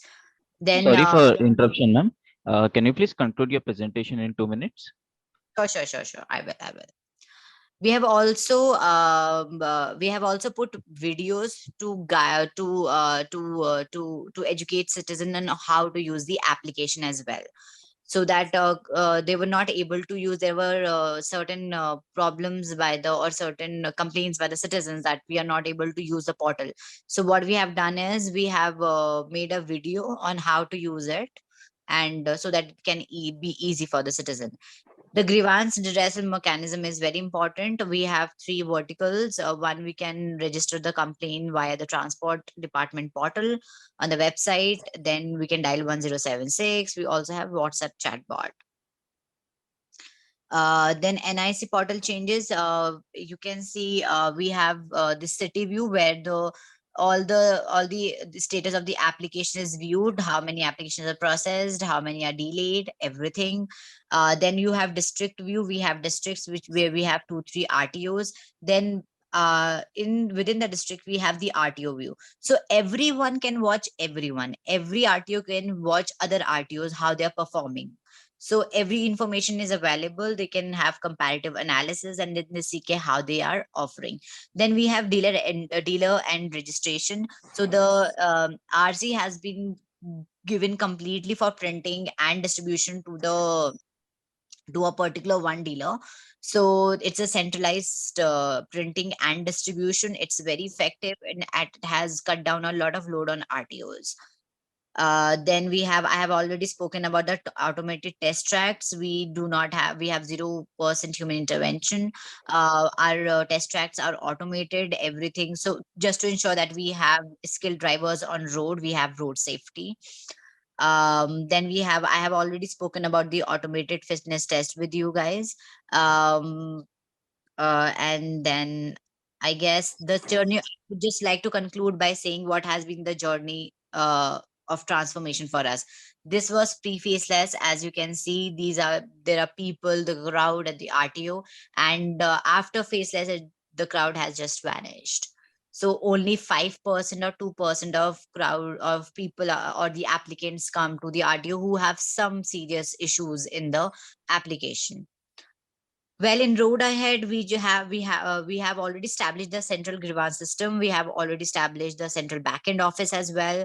Accreditation of MDTS are going on, and we are also looking for to establish common service centers at the RTOs, so that the people who are not digitally literate can come and we can apply on their behalf. Our staff can apply on their behalf. So yes, that's how I'll conclude my presentation. Thank you. I mean, I know, as you said, that we are also benefited, but not to the extent the way you said. See, we have to go to some agencies which facilitate this. It's not easily to go to the computer and all that. We have to go to the agencies and they expedite things and somehow they manage it better. But they take their service charges. Anyway, that is a remark on. But it is an excellent thing that you have done, which eased out the life of the citizens so much so that we don't have to, as you said, that we don't have a face value anymore. You can directly deal with through a computer and automation online. Now the question comes to see, despite all these efforts, see the credit more goes to the technology. But using technology through a service mode is a challenge by itself. Okay, now I have gone through a couple of times to transfer my vehicle, NOM, etc. But I had to take some help for someone else. So that is not a part, but it's an excellent job. I hope it becomes even more effective and more, eased out. It's good. I mean, we have seen visible changes through this thing. I hope this is done good. Okay, that's it. Yeah, it's a very good initiative. I must congratulate you for doing it. But as Mr. Panda said, this is basically a computerization factor. Implementation is difficult. You have done it well. I come to another issue. See, all these ease of doing business is fine, but Delhi government, for most of the services that is as per their mandate, they are providing probably 100, more than 100 odd services at home, doorstep delivery. So this is one of that service also. I understand, but Delhi government charges for it. Are you also levying any service charge for doing this, or it is going to be similar? No. You have to, So one has to pay for the license, the smart car. One has to pay for the delivery charge by the speed post. That's okay. That anyway one has to pay. But what about the service charge? Are you also because it's a doorstep delivery? Are you paying any asking any service charge? So if the service is availed via 1076, so then the applicant has to pay 50 Let us not. No, again, let us not go through all this jargon. If it is 1076, if not, then there are no services. There are We are only the talking fees about that you pay. faceless policy. There is a portal. I go to the portal. I apply from home. I get the service delivered. I don't go to the because for permanent driving license. I don't need it. It's a repeated. I don't need to go. I don't have to give any test. So in that case, it's a totally faceless. I apply from home and get the service done. I pay the charges which is due. But Sure. am I paying any service charge for doing that? No, ma'am, you're not, because even the delivery charge is there in the whole amount that you pay for the driving license renewal and everything. That particular delivery charge, the That takes post care. charges, that is included there. The question is, have you increased that for implementing this system? No, we have not. Okay, good. That We is have not. then in that case, my next question is your department saving money out of this endeavor, or is it going to spend more? Ma'am, you will not it's a believe. financial question. It's a financial question. I'm talking because digitization is anywhere. Everybody knows about the benefits. So let's talk about the financial. Yes, ma'am, you will not believe we have not even spent 1 rupee to do this transformation. We have used the entire technology of NIC to make the changes in the portal and went with it. We have not deployed any additional technology or any other third-party intervention. Instead, we are going to save 2 crores annually now, because we are shifting from lease line to Wi-Fi system services. We are instead going to save more money, more public money. That's exactly what I wanted to. Actually, I wanted you to bring this out. Okay. That by digitizing, you're not only giving ease of comfort to the citizen to avail a facility, also you are saving money for the government. Yes. And that is something which has not come out in the presentation. I wanted you to come up with this. Yes. This is what I wanted to say, ask you. That is, see, you have reduced the administrative expenditure by 2 crores. That's what you said. Yes. Okay, but is there any reduction in the manpower also, because it's like first place? Yes, sir, you will not believe there have been manpower I at the believe RTOs. whatever you say. Manpower at the RTOs, they are going out of work. So we have utilized this manpower to the central backend office. The backend office that we have made for the grievance redressal and the application processing, we are utilizing the same manpower there. Yeah, So it has not been deployed. actually, people are not losing jobs. This is what I keep on telling. Right from 1980s, when I started work on this field, I kept on saying computerization is not going to take away your job. Yes. It is only going to improve the efficiency of the department. Yes, So, yes, yes. that is the point. Okay, thank you Completely. very much. And also, sir, just ma'am, just one more thing, sir. To your point where you said that still I go to agencies and give money to get the service done.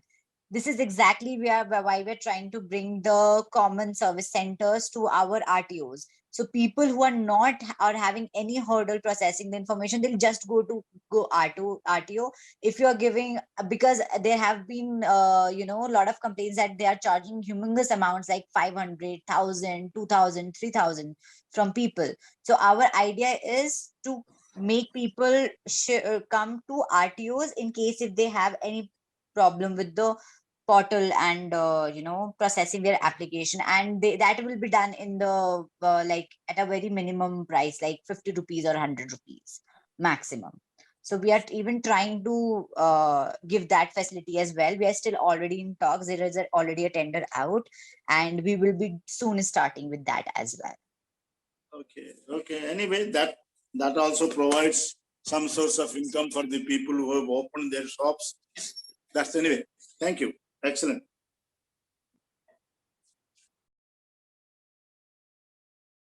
Calls that we got last was a 16-year-old boy calling us and asking that what is the correct process for the burial or the cremation of his parents, because next to him lay his father's dead body, and a 16-year-old boy didn't know कि क्या करना चाहिए. And that was a heart-wrenching call our helpline got. कि 16 साल के बच्चे को figure out करना पड़ रहा है कि पेरेंट्स का क्रिमेशन कैसे करते हैं या अंतिम संस्कार कैसे करते हैं. And if you remember, during the second wave, people were falling dead left, right, center, both documented and undocumented.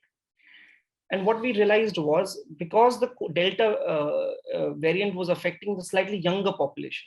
Now, if the slightly younger population is infected and affected, it means that these people are leaving behind children who are under 18 years.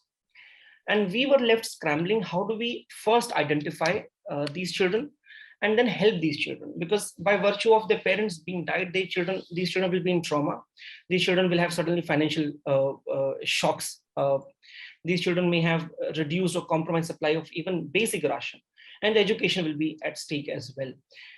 So, but the entire premise rested on how do we identify such children when everything is shut down and locked. One model is कि helpline setup कर दो, which we anyway had. अखबार में खूब add दिए, radio में add दिए, कुछ लोगों ने हमें कॉल करना स्टार्ट किया हेल्पलाइन पे कि फला फला बच्चे के पेरेंट्स की डेथ हो गई है. But we realized that while that's a good model, that's a very NGO kind of a model. क्योंकि एक हेल्पलाइन पे कॉल करने के लिए पहले मुझे हेल्पलाइन सेटअप करनी है, फिर व्यक्ति को मेरी हेल्पलाइन का नंबर पता होना चाहिए, उसको क्राइसिस के मोमेंट में हेल्पलाइन नंबर याद आना चाहिए, जो नहीं होता है. Too many helpline we also don't remember when we need them the most. So then this is a very, for every 100 children who would need us, perhaps 2-3 will be able to reach out to us. So we then did the simplest thing. We worked with the Delhi government officials and accessed the death database from the from the registrar as well as the health department. And when we accessed the entire COVID death database, we started reaching out to those people. And we started reaching out to those families. And we started asking if you have children behind. And we realized that, of course, many people had died leaving children under 18 behind. And while the trauma for a 19-year-old is not any less, but my jurisdiction is for 18. So we started reaching out to these people. And we started asking the most basic question: are you okay? Do you need any medical help? Do you have basic ration supplies? What about the school? Do you have money to pay the fees of the school so that your child And education is important not because of educational reasons, but because एक बच्चे के दो संसार है, एक घर और एक स्कूल. वो जो घर है वो उजड़ गया है because of the parental death. So it is very important that certain degree of stability is maintained in the second world of the child, which is a school. Now, if the second world is also disrupted, that's when the trauma really hits through the roof for the child. So it's very important that come what may, however we do it, but we retain the child in the same school. So we started reaching out to them and asking these basic questions. And within about 3 odd months, this is we could achieve. We identified 3,500 children who had lost at least one or both parents, of which 71 children were the ones who had lost both parents during COVID. I'm not saying because of COVID, but during COVID. The reason could be something else, but during that period. We could also help 2,931 children continue their education in private school at government expense by converting them into EWSDG quota. But all of this rested in the timely identifications of children. We helped about 800 families with 1,700 plus children provided with essential ration supplies, for example. And about 215 families being enrolled in different schemes, etc. So again, what makes it different was we didn't adopt an NGO model which said कि हमारे पास आओ problem लेके और तब हम help करेंगे. We said we'll go to the problem. We'll go to the problem and we'll solve it. 2, we held a systemic lens that मेरे बगल के department के पास death database है. So why should I reinvent the wheel? I will simply leverage, because I'm sure your experience of working with the government would testify कि the biggest problem in the government is कि ये department इस department से बात नहीं करता है. और कई बार छोड़ दे डिपार्टमेंट, इस डिपार्टमेंट की ये ब्रांच इस ब्रांच से बात नहीं करती है. And often lot of duplicity, lot of inefficiency, lot of कि जो आपने अचीव किया जो मैंने अचीव किया वो सेम है. We could have easily leveraged each other and actually gone the double the distance. So we went double the distance by leveraging we pivoted from a reactive governance to a prompt governance. We substantially used technology in order to very quickly reach out to people and help for them. Replicability is simple. Death database is maintained by all state governments, and we shouldn't wait. And even for known COVID, every time somebody dies, the government should promptly on their own ask, did this person leave a child behind? And if yes, how do we help this child now? There's a great deal of replicability because people, even during known COVID times, do unfortunately die. So there's a great deal of replicability because government is the one which issues death certificate. Government is the one that maintains the death database. So that's about it from our side. Using this method, we identified and helped about 3,500 children in just a few months time period when these children needed the most.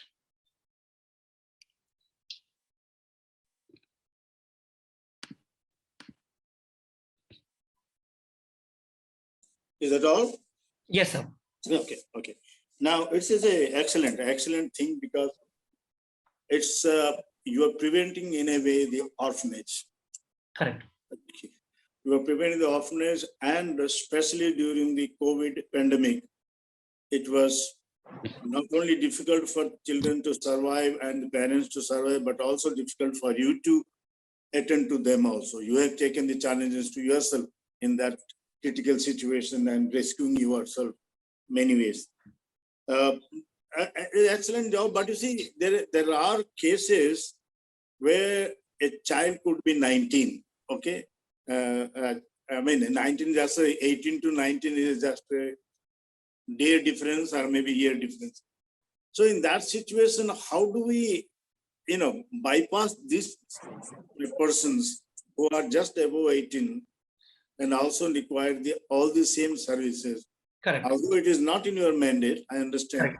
And that's a wonderful, and which is why I acknowledge that the pain of an 18 and a half year old is not less than the pain of a 17 and a half old who lost parent. So as far as the non-entitlements are concerned, for example, counseling, we provided without any form of discrimination कि वो 18 का है, 19 का है, कि 17 का है. But there are statutory entitlements which come only with age. For example, let me complete what I wanted to know from you. That you see, during pandemic time, you see, of course, your mandated 18 years is there, but effectively it could affect any age person, can leave any person in the institution or orphanage.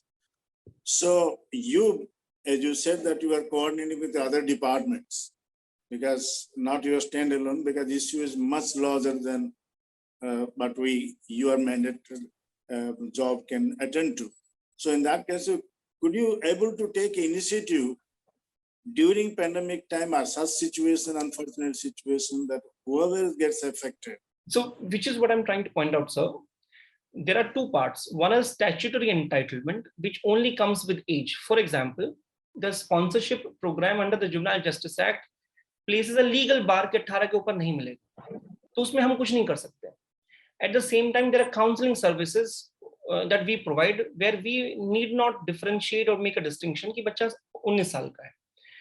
So there we have helped in whichever way we can.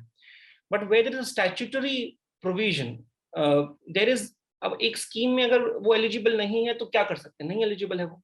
But in those cases we have tried to link them up with different schemes such as the COVID आर्थिक सहायता योजना 50,000 रुपए one time financial. इसलिए मैं ये we have tried to link. I'm going in, in expense of the time that it will earn.